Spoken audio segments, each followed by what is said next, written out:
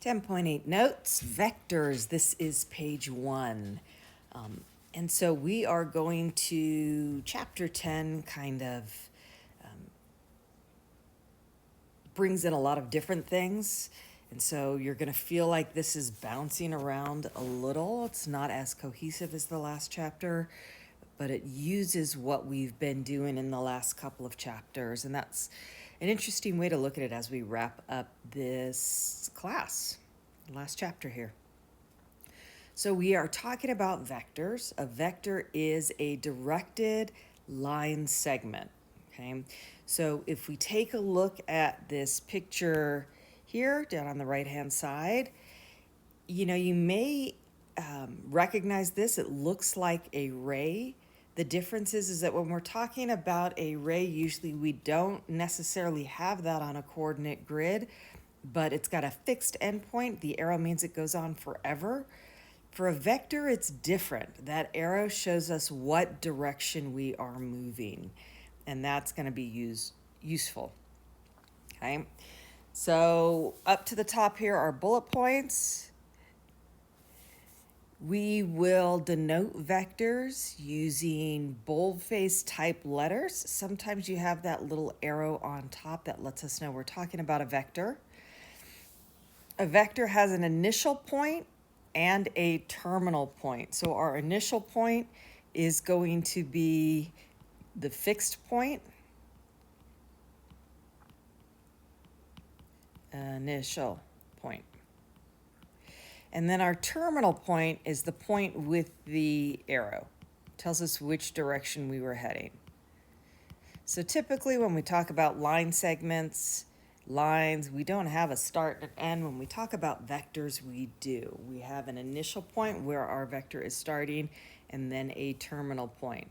So with these three vectors over here, you will notice that they all go right 1, up 2, to get from the initial point to the terminal point.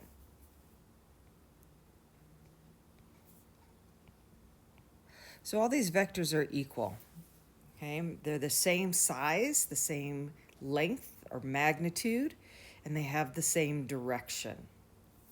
Okay. The one down here, starting at the origin, this is going to be called standard position.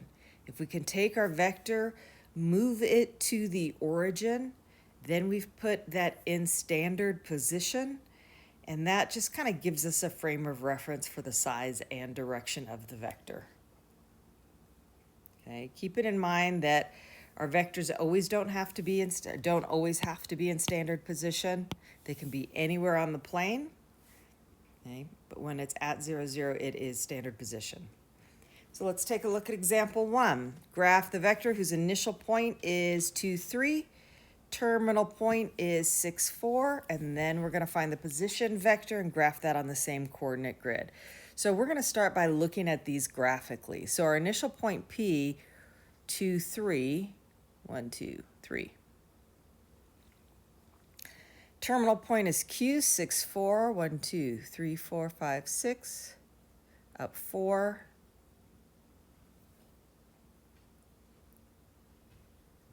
So here's our vector. Let me see if I can straighten that line out a little.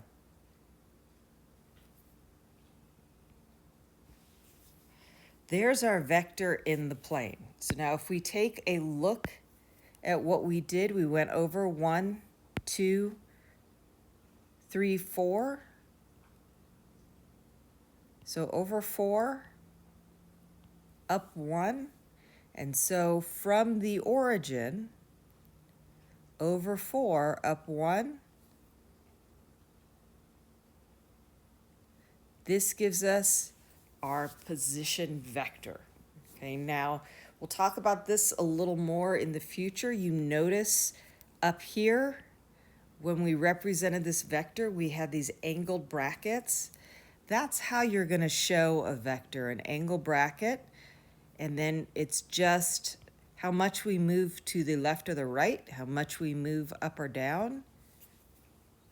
There is that vector. It does not matter if we're starting at the origin or if we're starting at the point 2, 3, that vector is represented the same way, 4, 1. Almost like an ordered pair, that first component is our horizontal displacement, left or right. That second component, the 1, is our up and down. Okay, so not too far off of what you know about graphing. So, example 2, sorry about that. We have an initial point at 4, 5, so 1, 2, 3, 4, 1, 2, 3, 4. Just fit that in there.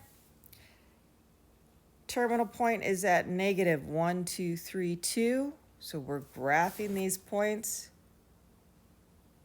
I guess I should draw it in the right direction. And here is our angle. Okay, again, that arrow is important.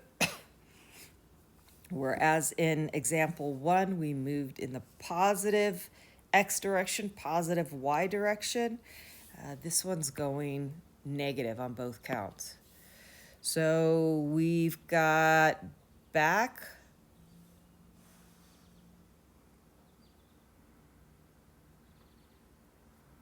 seven.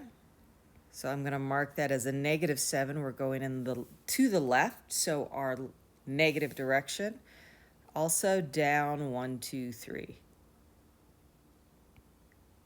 So negative direction there. And so when we write the vector for this in our angle brackets, that x component, that horizontal component comes first, negative 7, and then our y, that negative 3, comes second. And that's page 1.